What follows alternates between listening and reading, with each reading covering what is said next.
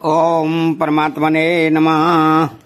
पूर्व श्लोक में समष्टि संसार की उत्पत्ति की बात बताई। अब आगे के श्लोक में व्यष्टि शरीरों की उत्पत्ति का वर्णन करते हैं। तो सर्वयोनिषु कौन्तेय मूर्तयः संभवन्ति याः तासां ब्रह्म महद्योनिरहम् बीज प्रदः पिता।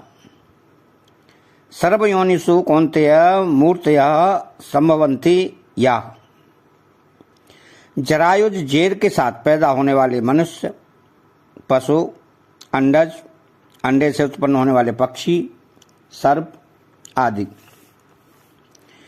स्वेदज पसीने से उत्पन्न होने वाले जूं, लीख आदि, और उद्भिज पृथ्वी को फोड़कर उत्पन्न होने वाले वृक्ष, लता आदि। संपूर्ण प्राणियों की उत्पत्ति के ये चार खानी अर्थात स्थान हैं। इन चारों में से एक एक स्थान से लाखों योनियां पैदा होती हैं। इन लाखों योनियों में से एक एक योनि में भी जो प्राणी पैदा होते हैं उन सब की आकृति अलग अलग होती है।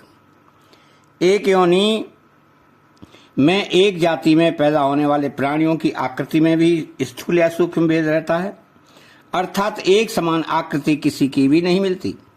जैसे एक मनुष्य योनि में अरबों वर्षों से अरबों शरीर पैदा होते चले आए हैं, पर आज तक किसी भी मनुष्य की आकृति परस्पर नहीं मिलती। इस विषय में किसी कवि ने कहा है कि पाग भाग वाणी प्रकृत आकृत वचन विवेक अक्षर मिलतन एक से देखे देश अनेक। अर्थात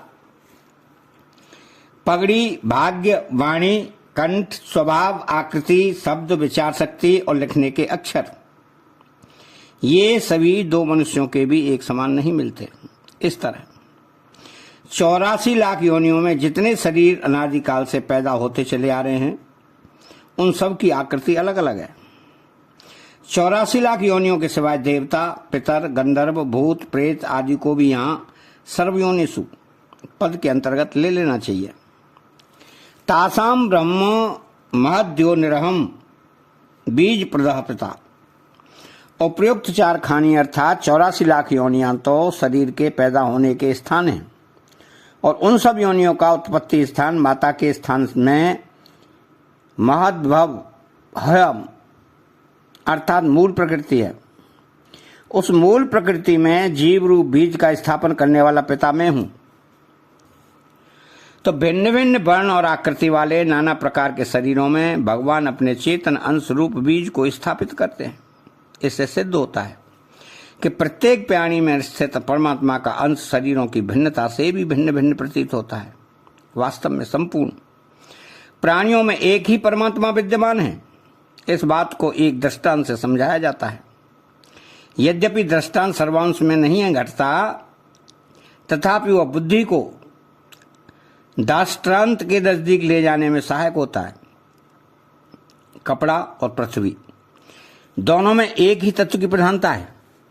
कपड़े को अगर जल में डाला जाए तो वह जल के निचले भाग में जाकर बैठ जाता है। कपड़ा ताना, लंबा धागा और बाना, आड़ा धागा से बुना जाता है। प्रत्येक ताने और बाने के बीच में एक सूक्ष्म छिद्र रहता है।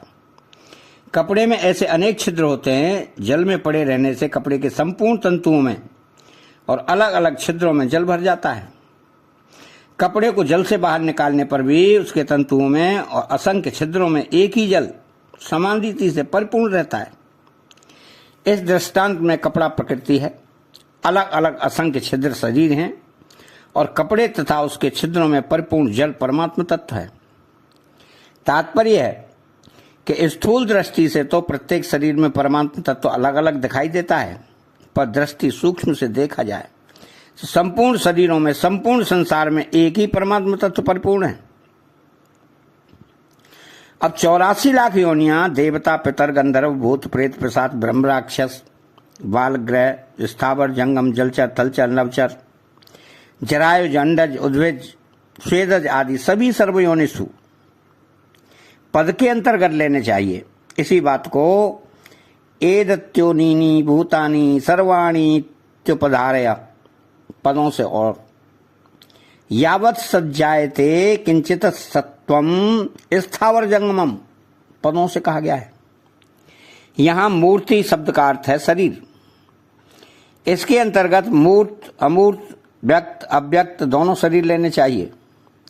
पृथ्वी, जल और अग्नि मूर्त है, वायु और आकाश अमूर्त है। वायु प्रधान शरीर होने से भूत, प्रेत, पिशाच भी अमूर्त हैं। तो भगवान ने पहले दूसरे श्लोक में बताया कि प्रकृति का संबंध न रहे तो जन्म मरण नहीं होता, और तीसरे चौथे श्लोक में बताया कि प्रकृति का संबंध रहने से जन्म मरण होता है। इसी बात को आगे 5वें 18वें श्लोक तक विस्तार से कहा है। अतः चैनल को सब्सक्राइब करें, बेल आइकन घंटी को दबाएं और कमेंट बॉक्स में जय श्री कृष्णा लिखें। बोलो जय श्री कृष्णा।